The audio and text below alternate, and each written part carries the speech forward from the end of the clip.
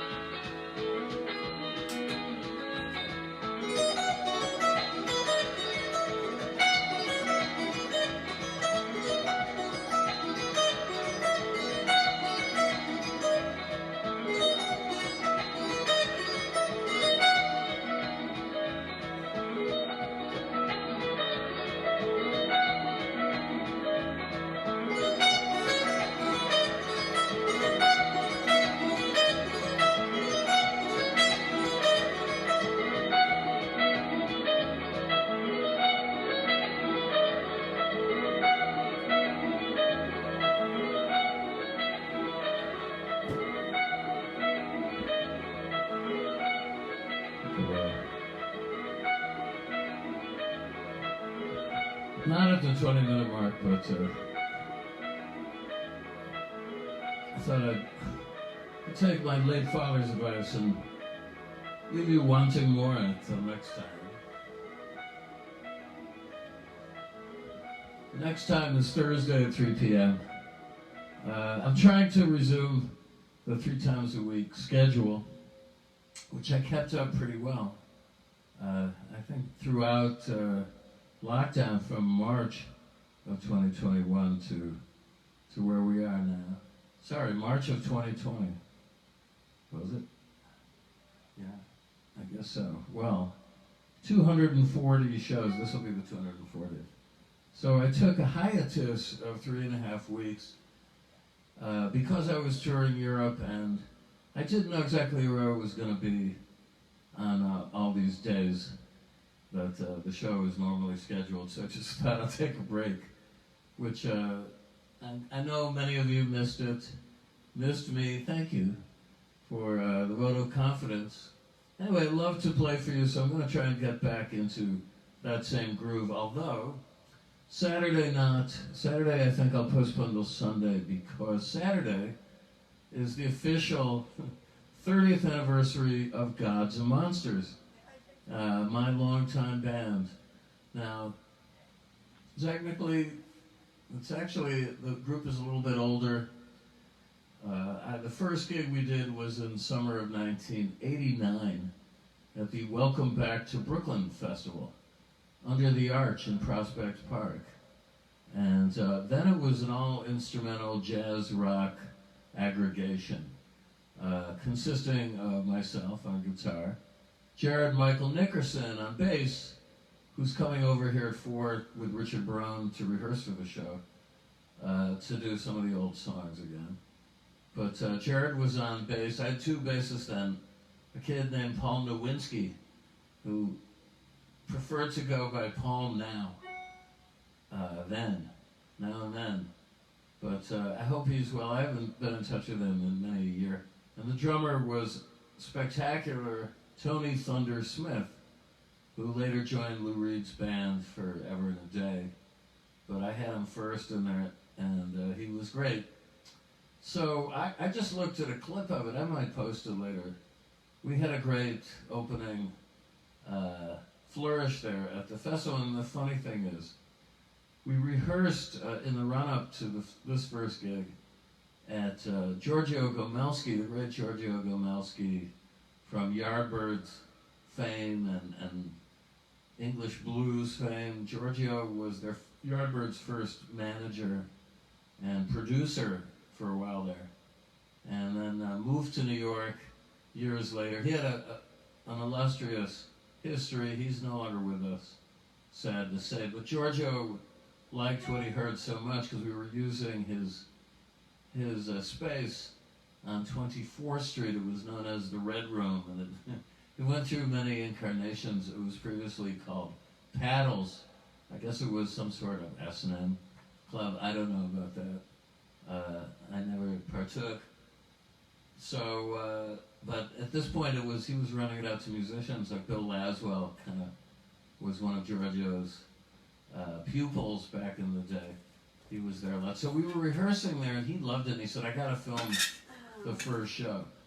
And Caroline just walked in. Caroline has a history with Giorgio too, because she used to shoot extras, casting reels with Giorgio manning the camera. No? No. She's shaking her head. All right, well, she'll have to correct me, as she always does, when I'm done. But anyway, he was, happy to help out, and he had a very early on video camera rig, and he was quite into this relatively new medium on the home market. So he had a pretty good camera. Anyway, so we were there, the first gig I think was July of 1989. I can't recall the date, but it was a bright sunny Saturday. So we came by in a car, van, I forgot who was driving, not me, and came to pick him up. And we literally woke him up. I guess he'd been up all night doing something or other, and he was not ready to go out there.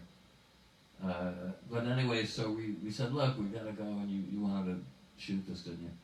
So he said, "Yeah, all right." So got in the van. When we got out there, he said, "Wait a second, I left my tripod back in the city, back in Manhattan, at the Red Door." So he split. He got a cab, which were lingering around that area, and he went back. So then it was time for us to play No Sign of Giorgio, but somebody was filming.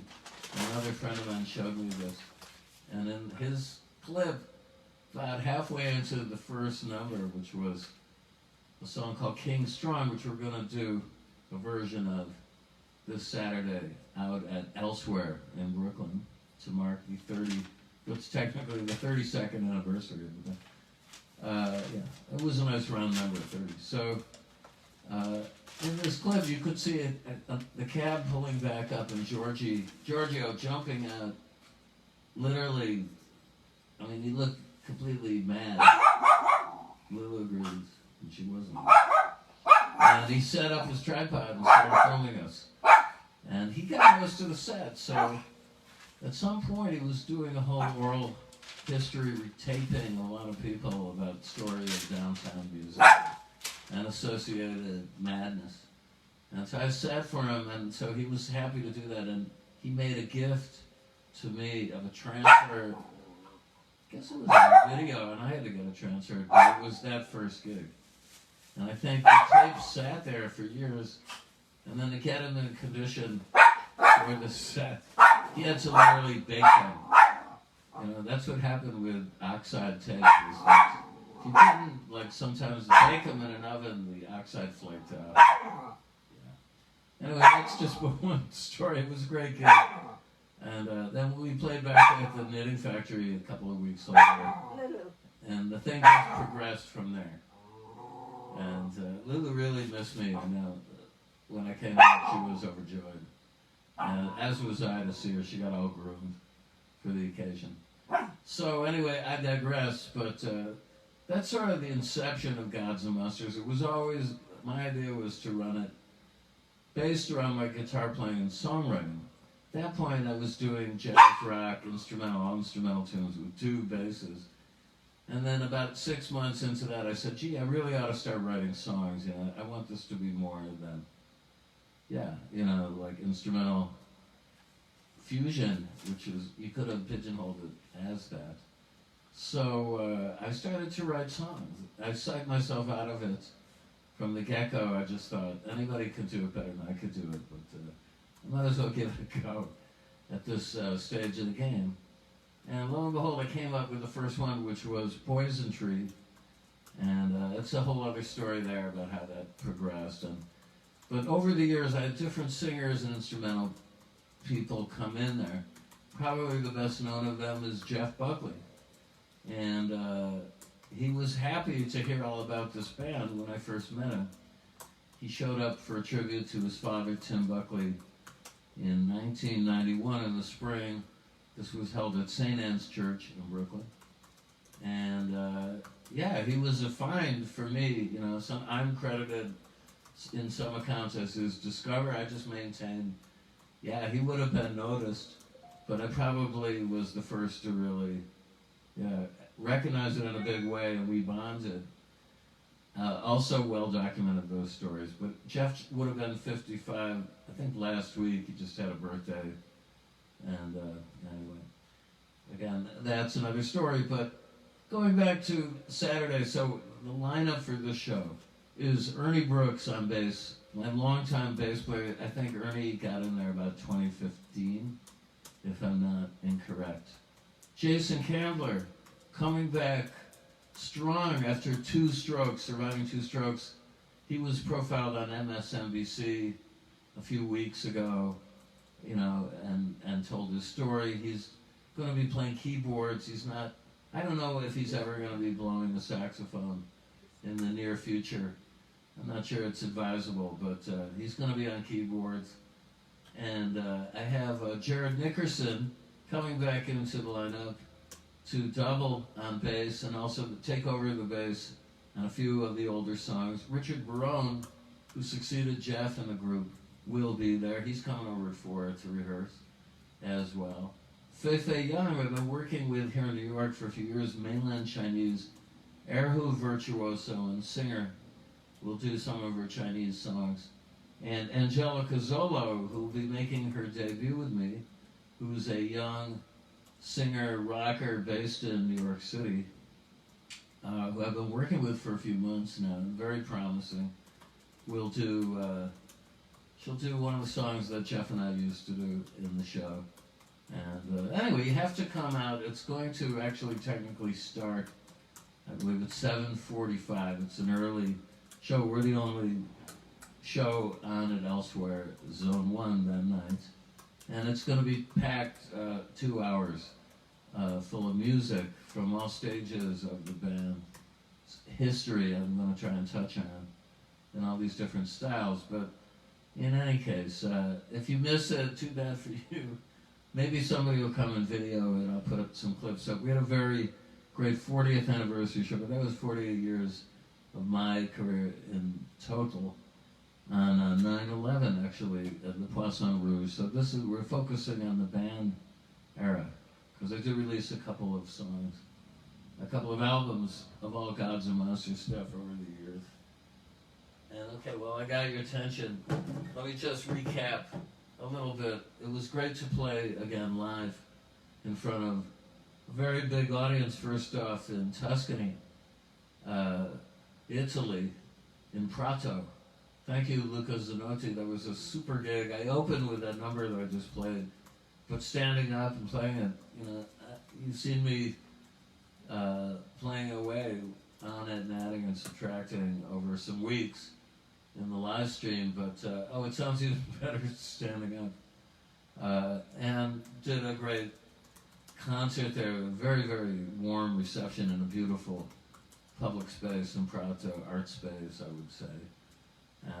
So I love being in Italy. Some fantastic trips with Luca into the hills around Prato, which were amazing, to beautiful restaurants straight out of Stanley Tucci, The Foods of Italy series. I'm not kidding, he probably was at this one restaurant, and it was kind of dangerous getting out of there too, because these are mountain roads that are just one-laners.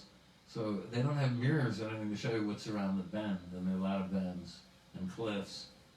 So it was it was fraught in a couple of moments, luckily we weren't going too fast.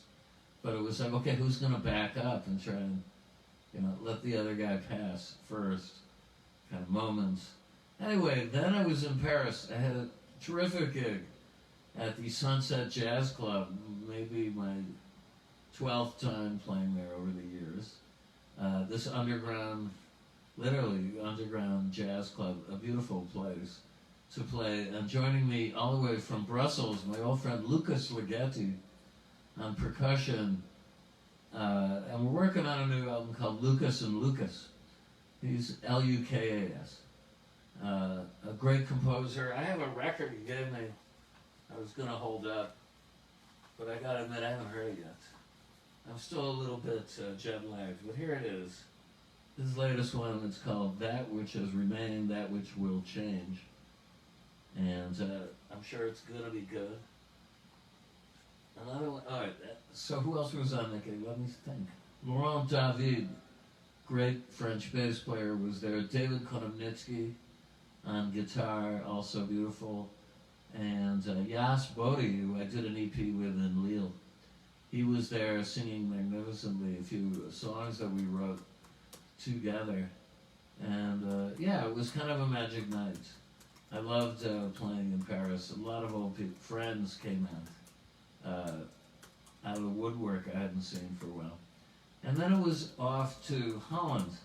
Probably my first stomping grounds in Europe. I've played that country extensively since first playing there in 1980 with Captain Beefheart. So I had some beautiful shows, and particularly I want to mention this new project, which just was released, Volume 1, of a duo album under the name Double Dare, Gary Lucas and Peter Willems. He's a great award-winning Dutch acoustic bass player and singer. And Volume 1 is out digitally only now. You can find it in the usual suspect places. Volume 2 will be out Feb 7th, and then it's coming out on CD and vinyl in the spring. And we had such fun playing together. He's based in Maastricht, a beautiful, beautiful town. I loved hanging there. And these glasses I've got on were from a shop there. They got a great goth store, I guess you could call it, called Bizarre. And the guy who runs that combs the world for Arcana like this. But also mention, we did an in-store in Hilversum at a place called The Ear, to Ur. And I traded him a couple of my Essential Gary Lucas albums for this 3-volume tango box with classic tango, contemporary tango, and then tango electronica. Again, can't wait to get to it. This guy up in New Haven just sent me a package. I haven't had a chance to open it yet. Ernst, and it's a digitization. I asked him to do this of a show I did up in New Haven, back in, I don't know, 98 or something like that. That'll be interesting. I gotta post that soon. There's all sorts of stuff to do. And, but now I'm just fixating on the show coming up. And I really hope you can make it out to elsewhere. And that's about it for today. Thank you, everybody, for tuning in. Always a pleasure to play for you. And take care. And hope I see you someplace out on the road real soon.